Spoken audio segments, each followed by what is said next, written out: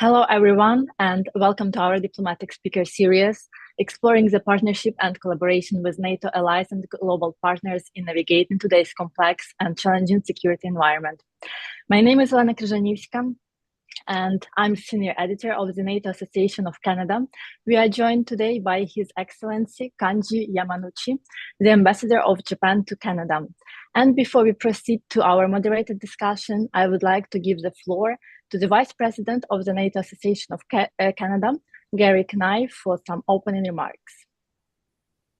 Thank you, and good morning, ladies and gentlemen.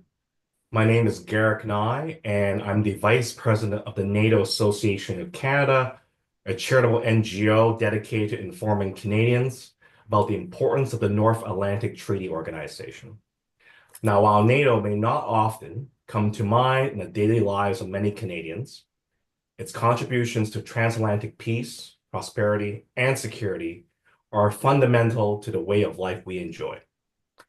At the heart of NATO is the principle of collective defense, the understanding that an attack on one member is an attack on all. This principle, forged in the wake of Second World War, remains a cornerstone of Western stability and underscoring the power of unity to deter conflict. We here at the NATO Association are committed to fostering informed conversations about these issues, and we invite you to engage with us as part of our community. You can connect with us through Facebook, LinkedIn, Instagram, and X. And I also encourage you to subscribe to our YouTube channel and to stay up to date with future events and discussions. Today, we are honored to welcome a distinguished guest, His Excellency Kanji Yamanouchi, the Ambassador of Japan to Canada. Japan's collaboration with NATO and its role as a valued IP4 partner reflects the importance of shared values and cooperation in addressing today's global security challenges. As an example of this importance, Japan just opened a dedicated diplomatic mission with NATO last week. So now I pass the floor to a member of our NATO Association team, Elena, to formally introduce Ambassador Yamaguchi. Elena. Thank you so much, Garrick. Today, I'm joined by my colleagues, the key team members of the NATO Association of Canada, Jeremy Ofono, the Cybersecurity and Emerging Threats Program Editor at the NATO Association, and also Sakura Armstrong, the NATO and Canada Program Editor at the NATO Association. Today, we will be discussing the Japan-NATO dialogue on security and partnership in the Indo-Pacific. Before we proceed with the questions, I would like to give brief remarks about the importance of this region for our audience. In the Washington Summit Declaration approved by all NATO member states in July 2024, it was stressed that the Indo-Pacific is important for NATO as the current developments and challenges the region faces directly influence and affect Euro-Atlantic security. And NATO also welcomes the continued contributions of its Asia-Pacific partners to the Euro-Atlantic security. Also, just yesterday, I believe NATO Secretary General Rutte had a phone conversation with Japan's Prime Minister Ishiba, discussing the links between the Indo-Pacific and Euro-Atlantic security and how NATO and Japan can work more closely together. Indeed, NATO and Japan work together on a range of common cross-regional security challenges in such domains as maritime security, cyber defense, and new technologies. The Indo-Pacific is very important for Canada as well, as in November 2022, Canada announced its Indo-Pacific strategy and committed to advancing a free, open, and inclusive Indo-Pacific region. As security challenges grow in the region, the Canada-Japan partnership becomes even more vital, with Japan being Canada's only G7 partner in the region. We will explore this and many other pressing issues today with His Excellency Kanji Yamanouchi. And before we get into the ambassador's opening remarks, I would like to go briefly over his bio for our audience. Ambassador Kanji Yamanouchi is a distinguished diplomat with a career spanning 4 decades of service. After graduating from the Tokyo University of Foreign Studies in 1984, he rose through diplomatic ranks, holding key positions such as First Secretary at the Embassy of Japan in the US, and director of various divisions at the Ministry of Foreign Affairs of Japan, including First Southeast Asia Division, Press Division, and First North America Division. His notable appointments include serving as Minister for Economic Affairs at the Embassy of Japan in the United States, as Assistant Minister, Director General at the Economic Bureau, and as Ambassador Consul-General of Japan in New York. In May 2022, he took up the role of Ambassador of Japan to Canada, continuing his legacy of fostering strong bilateral relations. Ambassador, thank you so much for joining us today, and we invite you to begin with some opening remarks.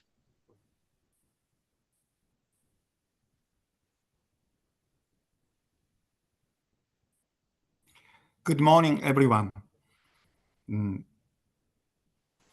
Orina-san, thank you so much. Nice introduction. I feel like I'm running for the office. But as time flies, it's been 41 years since I joined the government as a career diplomat. And this is my great honor to be part of this event. And thank you so much for inviting me here. And actually, this is my 3rd time to appear on this panel. I appeared here the April 23rd and also April 24th. And this is a very, very important gathering in a sense, because we see the turbulent world. Here in Ottawa, I think 3 major events are taking place. One, we just see the very dynamic Canadian politics. So we are watching leadership race among the Liberal Party. And most likely they say that we have election sometime in spring or early summer. And also Canada is chair of G7. And G7 leaders meeting will be scheduled in June.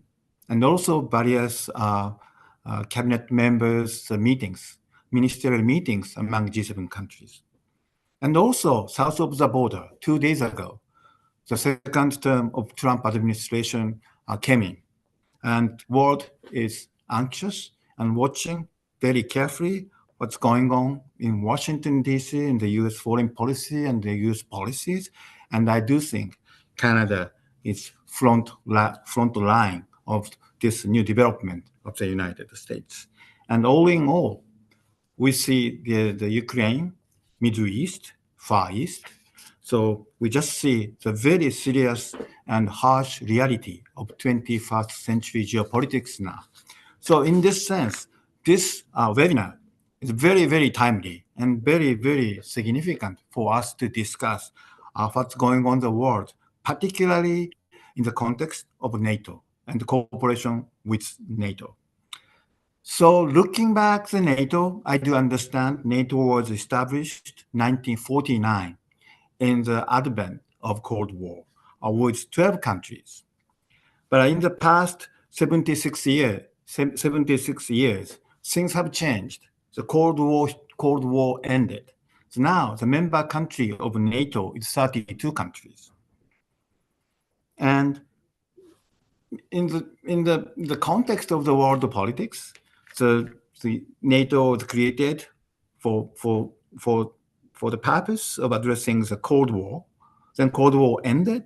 Then the kind of peace dividend of the world in the 1990s and early 2000s. But now we see the very, very difficult and complicated situation here. So NATO's function has been changing. In that sense, the NATO-Japan cooperation is, in a sense, very, very timely and significant.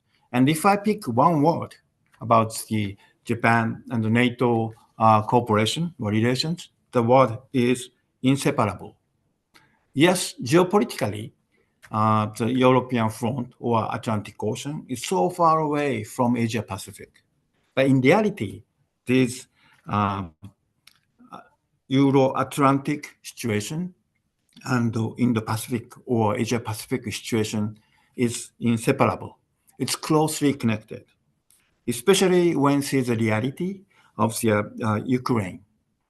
When we saw the North Korean soldiers were dispatched to the front of Ukraine war, this makes things more complicated, and people see, oh my goodness, the North Korea sent soldiers to Ukraine. That is really situation in Ukraine is connected with Asia. So Prime Minister Kishida once said, today's Ukraine might be tomorrow's Asia. So people just realize that is a reality of 21st century, 2024 and 2025. And so I would like to mention some of the Japan-NATO cooperation. But before my remarks, so Olina-san and also Garik-san mentioned just yesterday, our Prime Minister Ishiba had a good telephone conversation with Secretary General Rutte. And that is a very, very timely and significant. And I would like to mention 5 points of the Japan's cooperation with NATO in significance. The first one is Japan is one of IP4, Indo-Pacific 4, that is creating the cooperation among NATO members and Indo-Pacific countries, namely Japan, Korea, Australia, New Zealand. And I am so happy to see the very specific cooperation is going on, especially in 4 areas. That is Ukraine support to Ukraine, and cyber defense, and hostile information, or including disinformation. This is very, very important part of the security, and also technology. Those 4 areas is the cooperation that NATO and IP4 is going on. And second element of the cooperation between Japan and NATO is support to Ukraine. I just mentioned Prime Minister Kishida's remarks. Today's Ukraine might be tomorrow's Asia. So yes, geopolitically, geographically, it's so far away from Japan. But Japan thinks this is so significant for our own security. That's why the Japanese people support the very, very strong Japanese government support to Ukraine. If I mention the amount, about $15 billion support from Japan to Ukraine. Of course, as you know, the Japanese support is limited to the civil or civil use, and also support of the people's life, not necessarily directly to the military support. But nevertheless, in order to support Ukraine, and for that Ukraine to not lose and to win over this fight, this support from Japan is indispensable. $15 billion is a big, big thing, and we are very, very proud of that. And third, so just like 2 years ago, when NATO summit was held, 2023, Japan signed the document that is called ITPP, Individually Tailored Partnership Program with NATO. I think that is a great, great base for the enhancement of cooperation between Japan and NATO. And if I would mention that the 4 major areas of the ITPP where Japan increased our cooperation and participation. One is the participation of Japan to the NATO's various activities, like NATO's exercise, NATO's exercise, and Japan participated as observer. Or we've been preparing for their future action, future joint action, like the emergency or certain operation of from the third countries. And also And Japan will participate the NATO organizations like training and drill. And also Japan will increase to enhance our ability to sharing their information and intelligence among Japan and NATO members. So ITPP would be very, very significant documentation for the facilitation of the Japan-NATO cooperation. And also that this is mentioned by the Greg-san, and just last week, we opened a specific office regarding NATO. Up to last week, we have embassy in Belgium. We have embassy in Brussels. That embassy was dealing with NATO affairs. So our Japanese ambassador to Belgium are dealing with these things. But as of last week, we do have specific ambassador, Ambassador Izawa. He's a good friend of mine. He's very capable and smart and nice person. And he's in charge of NATO affairs as the mission. And so that is significant build-up of our commitment of NATO. I do hope that this new embassy will make a big difference in enhancing the cooperation with NATO. And fifth element I would like to mention is our defense spending. The Prime Minister Kishida made a huge commitment, a decision to double our defense spending by 2027. It's going to be 2% of GDP. That is a standard of NATO, and we are very proud that Japanese people are also supporting it. And also the new types of the taxation to support, to enhance our defense spending be introduced. That means the support from the entire Japanese society, including people. And that is a very, very significant move. And finally, I just want to mention that the role of Canada. Because now NATO has 32 member countries, but there's only 2 nations which face a Pacific Ocean. That is United States and Canada. And Canada has just issued its Indo-Pacific strategy in November 2022. That is a departure of the new Canadian national policy, not just Atlantic, but towards Pacific Ocean. So Canada can play a significant role to be a very productive bridge between Japan and NATO. And also by now, so many specific cooperation regarding NATO has been conducted in Canada. For example, the members of the National Japanese Self-Defense Forces participating in certain seminars and sessions regarding WPS. And that was a good example for the cooperation, Japan, Canada, and NATO. And all in all, we are living in a very, very difficult times. But the NATO members and Japan share one specific thing. That is the principle and basic value, like freedom, democracy, rule of law, market economy. And we share the significance, importance of rule of law. And we are seeing attempts by certain countries to try to change the status quo by utilizing its forces. And we cannot accept that. But we have to work hard because we are living in a very serious realities. So I do hope the cooperation between Japan and NATO will make a difference for the future to make the world a better place. Thank you very much. Thank you, Your Excellency, for your opening remarks. And indeed, you are correct. Never before has there ever been such a more important time for multilateral cooperation through NATO. And with that said, you briefly touched on the ITPP, and I'd like to ask to start off, what are Japan's priorities under this new framework, and how does this differ from previous agreements?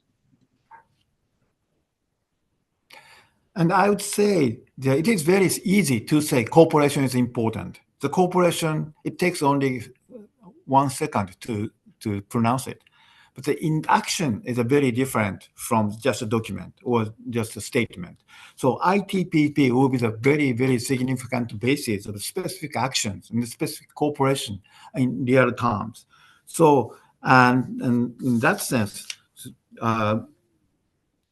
Germany hosted the Air Defender 23, and the Japanese, the top of the Air Force, was participated in it, and also NATO's Cyber Defense Cooperation Center, and there was a locked seals exercise was held, and Japan also participated, and also in the certain earthquake took place in the southeast part of Turkey.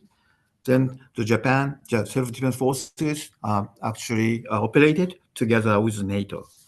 And then that is also some of the examples, but the actual action be taking place based upon this ITPP.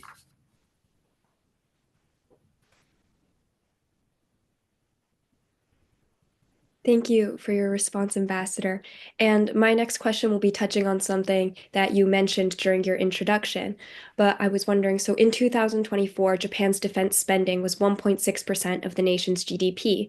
And just this past December, a 9.4% increase in defense spending for 2025 was approved by Prime Minister Ishiba to continue efforts to increase Japan's defense capabilities. Ambassador, what role does Japan's growing defense budget play in contributing to regional and global security? I think Japan is a country which is connected to the world because our energy sufficiency rate is only 11%, and our food sufficiency rate is 38%. That means we need to be good friends with the world countries. Therefore, the stability and peace is indispensable for us. Then Japan would positively take part in all those efforts to make the world stable. Therefore, this defense capability is also very important for the peace. And Prime Minister Kishida made it very clear that by its decision towards 2% of GDP, basically 3 elements are mentioned. One is we would like to increase our counter-attack capability. That is very, very important for defend ourselves and defend the region. And also, the world is changing based upon the quick improvement of the high technologies. Therefore, the Japanese defense policy would increase new areas or new like universe and cyberspace, and also electric waves. And those requires a lot of times and also the budget. Therefore, this space, cyber, and electric magnetic is a very significant part. And also, we've been prioritizing the defense in the southwest area of Japan. So those are 3 major areas for the behind the decision of our doubling the defense spending. But by doing this, Japan is very much ready to participate in all those undertakings by the international community to make the world a safe place.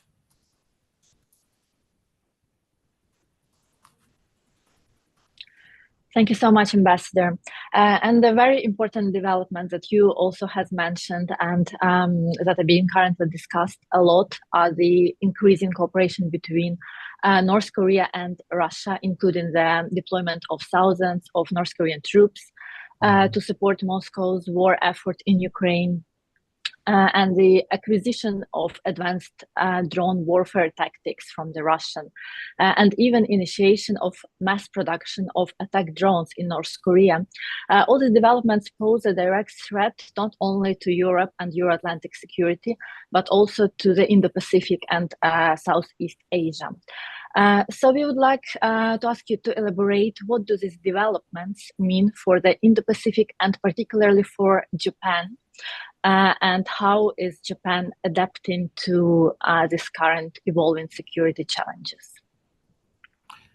Yes, that's a very good question. But talking about North Korea, from the Japanese point of view, three major challenges. The one is abduction. Innocent Japanese people are kidnapped by the North Korean authorities. The issue is not solved, not completed, but we have to address that one. And on top of that, the North Korea is developing its nuclear capability. That is a really serious source of the concerns. And third, and also delivery system, missile testing is being conducted.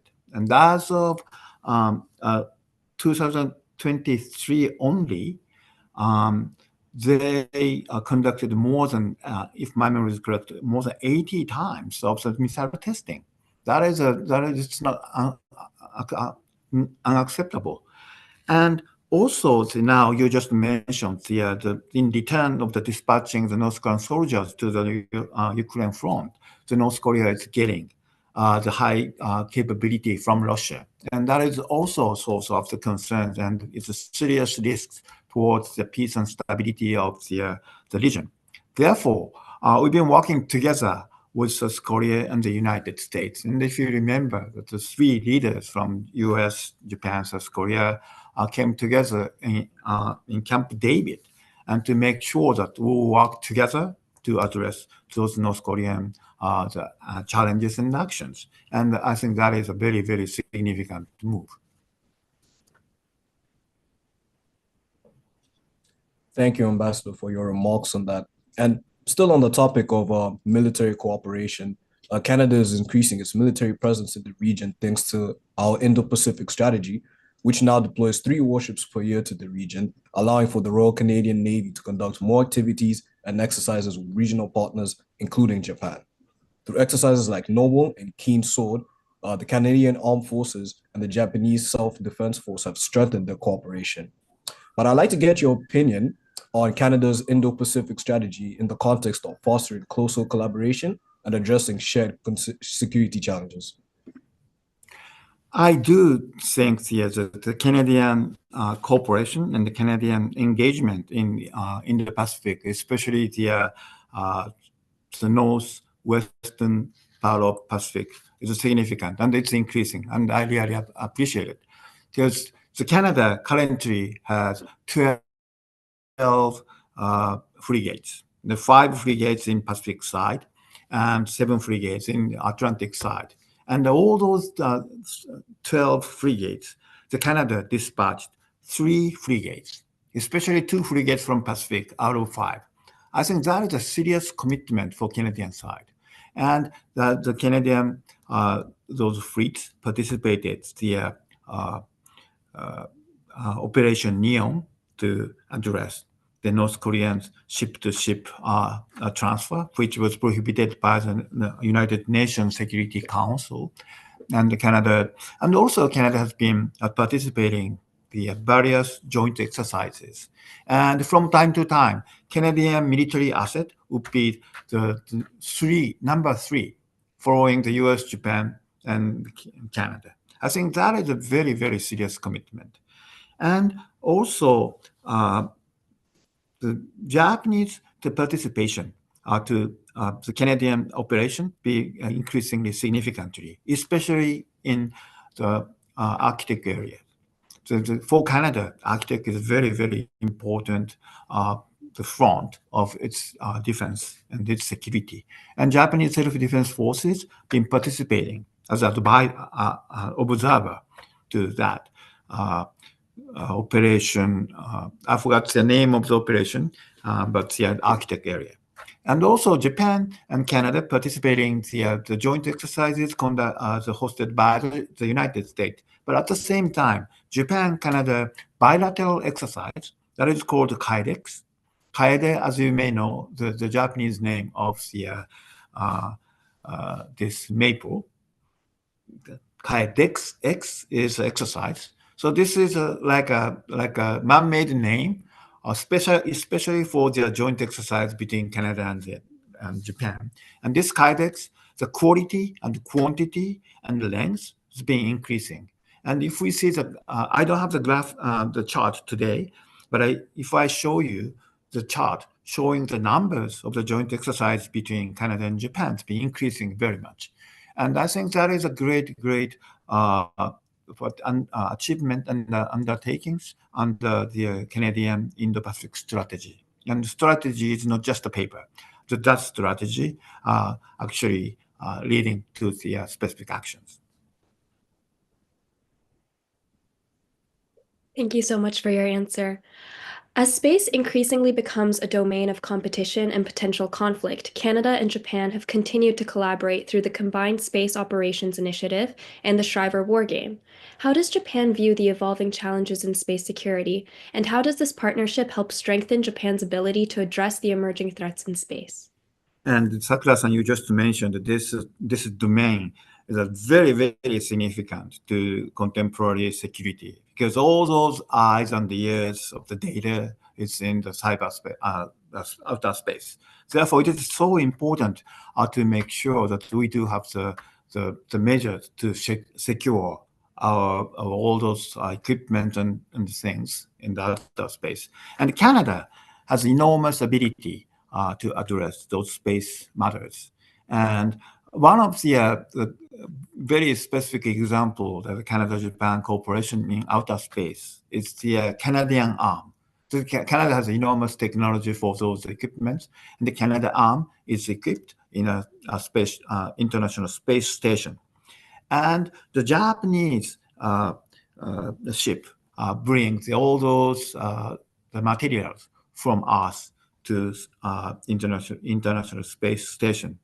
They're using Canada arms to pick the things from the spaceship to the space station. That is from time to time, Japanese captain is handling that Canada arm from the spaceship to space station. That is one example, but it's not necessarily defense.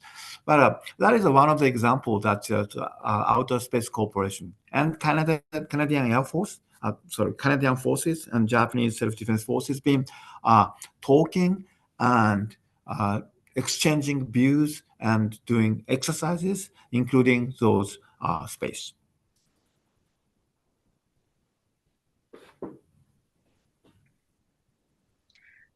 Thank you. And now I have a question regarding the G7 summit that Canada will be hosting actually this year. And Japan hosted the G7 summit in Hiroshima City in 2023. The results of the summit demonstrated the unity of participating countries on such critical issues as their stance on Ukraine, relations with China, economic security, clean energy economies for the future, nuclear disarmament, and others. As Canada prepares to host the G7 summit this year, how do you perceive the shift in priorities over the past 2 years? And what do you think, what topics should be emphasized and prioritized during this upcoming summit? That is a very, very good question. But I would like to say that one of the most important elements of the G7 process is the consistency. Because every year, chair country been shifting from Germany to Japan, Japan to Italy, from Italy to Canada, from Canada to France. And every year, the presidency has been changing. But and also the major topics of the G7 been always reflecting and in accordance with what's going on in the world. So in that sense, today the situation is basically after 2022. The Ukraine, the Russian aggression in Ukraine sort of shapes today's geopolitical situation. And therefore, the Ukraine situation would be one of the centerpieces that G7 leaders are going to speak. And also together of that, the geopolitics has been sort of seriously connected to the production what can I say, supply chain. And also some of the critical minerals are very much under the control by the countries with totalitarian regime. Therefore, this economic security is also a very, very significant part. Because I would see the geopolitics and also global warming as one of the intersection. That is critical minerals. In order to address as global warming, critical mineral is indispensable. But at the same time, the certain countries is going to use the dependency of the countries of the certain critical minerals as political purposes, as economic quotient. Therefore, this economic security very, very important subject. Food security, energy security, economic security would be a very, very important one. And also, if I may, today's political situation in Canada make a very bit complicated, because today the government is formed by Liberal Party, and most likely election might be held.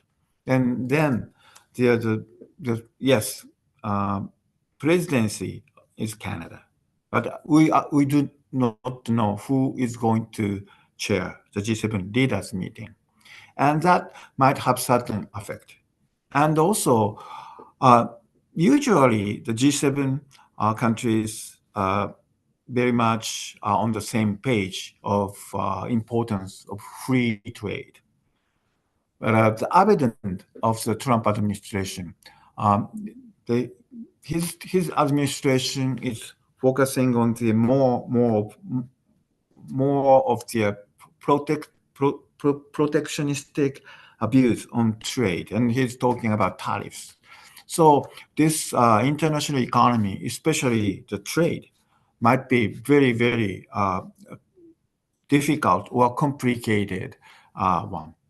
And also global warming, decarbonization. This has been a major subject where the G7 countries basically agreed upon. But this might be a very difficult subject because of the Trump administration. But all in all, the G7 countries are expected to lead the world. And even though the certain disagreement or differences of the temperature of the certain things, but I do think that is international trade and the global warming also very, very important subject.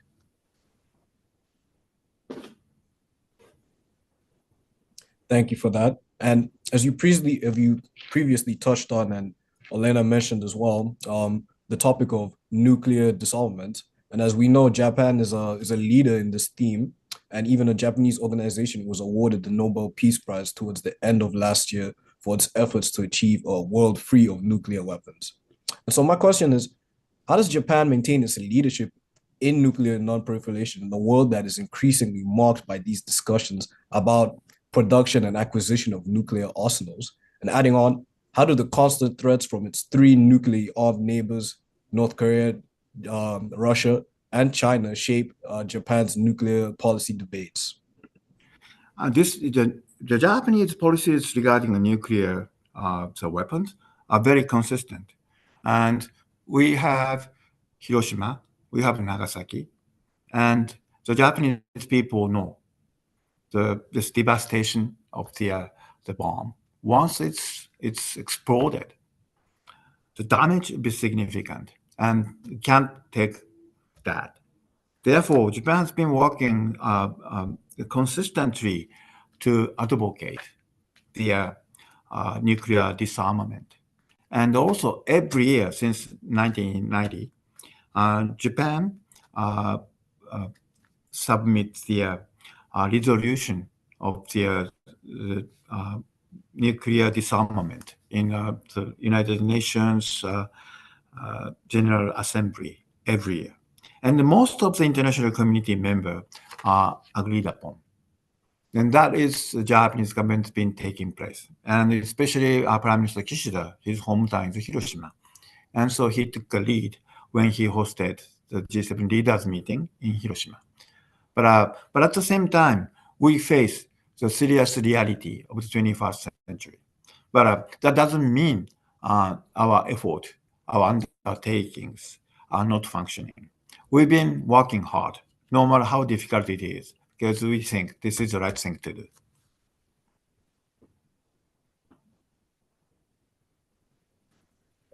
Thank you so much for your insights, Ambassador Yamanouchi. We will now open the floor to questions from our live audience. So for any of those watching, please continue sharing your questions in the chat and we'll address as many as possible in the time remaining. To start us off, I would like to ask our first question. How do you think the second Trump administration will affect economically and security-wise in Japan? The second Trump administration has just inaugurated 2 days ago. So it is too early to say it. But yeah, we've been closely watching the statement by the administration and the statement. But one thing for sure is Japan and the United States share the very basic values and commercial interests and strategic interests. So we are ready to talk with the Trump administration. And as of yesterday, the foreign minister, our foreign minister just met, Iwaya, met with a new Secretary of State, Mr. Rubio, and they had a very good discussion. And to enhance they agreed upon to enhance alliance between Japan and the United States. And also they agreed upon the significance of Japan-US economic relations, and especially President Trump himself mentions a big, gigantic investment by SoftBank. And I do believe he appreciates all the major Japanese companies' investment to the United States. Japan is the biggest investor and creating 1 million direct jobs and countless indirect jobs. So we basically have a very, very good relations. And on top of that, yesterday, the foreign minister Iwaya had the foreign ministers meetings among the Quad, the U.S., Japan, Australia, and India. So much so, the Trump administration has just started, but we are ready to work together for the enhancement of our security relations and also for enrichment of our economic relations. Thank you, Ambassador. So another question we have here is on cybersecurity, as it's obviously becoming very important in global security strategies. So what opportunities exist for NATO and Japan to jointly develop cybersecurity standards, particularly against threats in the Indo-Pacific and Arctic regions? Yeah, I couldn't agree more. Therefore, I just mentioned that the Japan participated in the Rogue Seals, that is exercise among the member countries of NATO. And also, the Japanese self-defense forces has its own command on cybersecurity. And Canada has its own command on cybersecurity. And they are working together closely. And the Canadian members visited Japan to enhance its cooperation and exercises. So I'm sure that this cybersecurity is so significant, and Canada and Japan and also other NATO members are working together.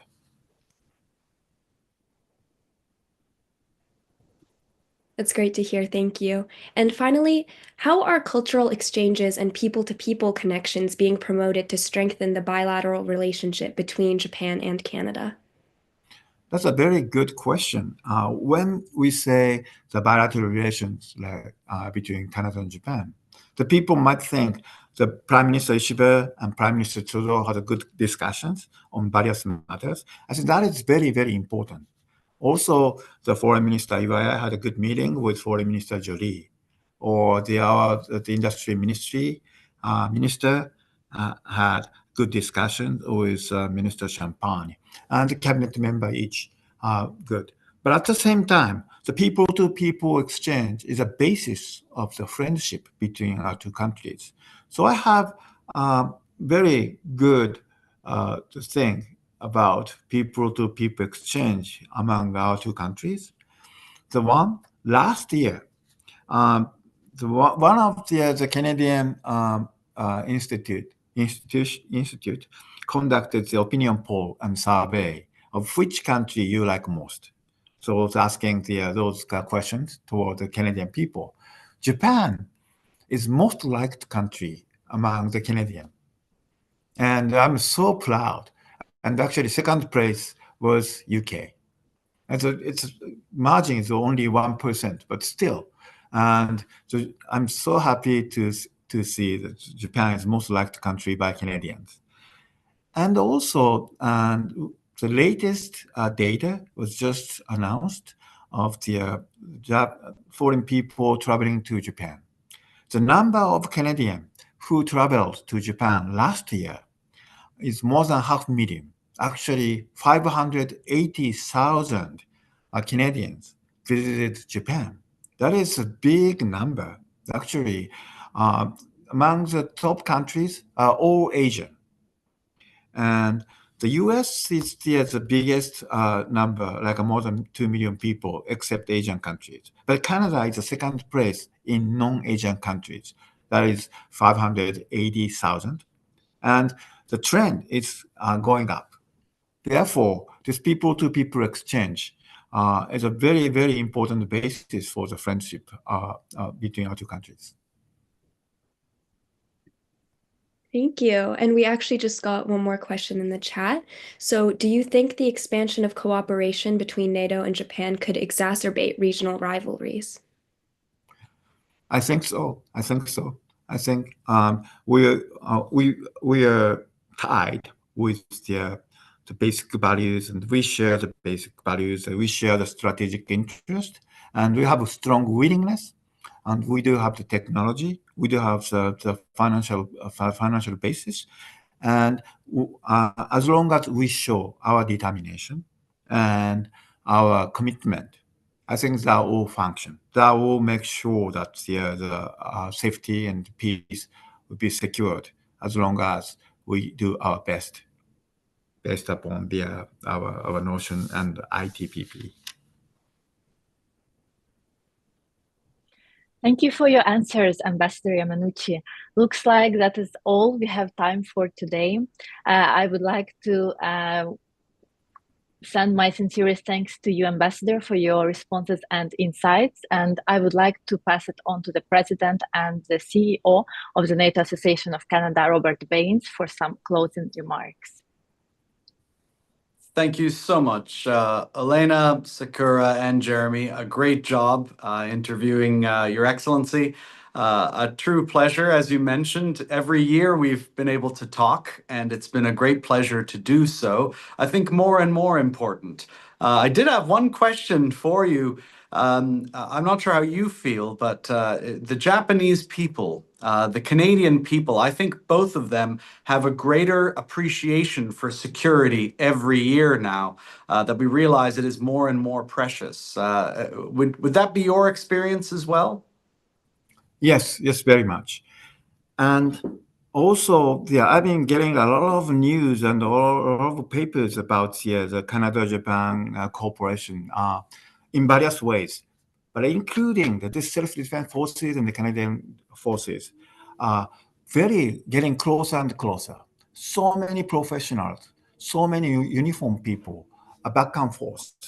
They come here to Ottawa and to other places to conduct desktop exercises or just exchange of notes and sharing their views on the various places in Middle East or Asia or Arctic.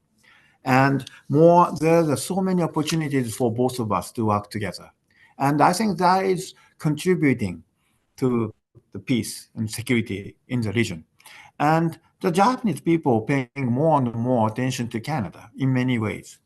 And as you may know, the Japanese people love Canada because of our Green Gables, because of the great Mother Nature, Northern Lights, maple syrups. But today, we see Canada as a great country on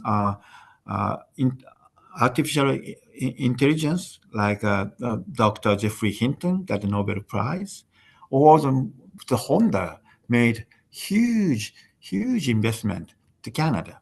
Actually, in the Canadian history, the biggest investment by a single company, that is $15 billion. And single biggest investment in automobile sector in the history of Canada. And the Honda did it. And so, not just Green Gables, but all those the developments been going on in Canada and Japan, Canada. And so I am so happy to see that. And today's topic of NATO cooperation and defense and security, and Canada's role has been more and more perceived and understood by the Japanese people. Well, we are honored, Excellency, to have you as a partner, as a strong friend of the NATO Association, and Japan as a strong friend of Canada, because with Mr. Trump, and if the United States decides to take a bit more of a back seat, it means that Japan and Canada and so many other middle powers have to step up to make sure that the rules-based international order is supported as it should be. So I'm so glad to have you, Excellency. And to our moderators, thank you so much. To our audience, I hope you'll join us for our next event. We've got many coming up. Next week in particular, we're going to be having a conversation with Vice Admiral Topshee, the commander of the Royal Canadian Navy at the Canadian Forces College in Toronto, but we'll also have many other online events as well. So please do subscribe and stay as a member of our community. Excellency, thank you so much. Moderators and guests, thank you again and have a great day. Thank you. ありがとう。 A pleasure. Okay, the live is done. Wonderful. Ambassador.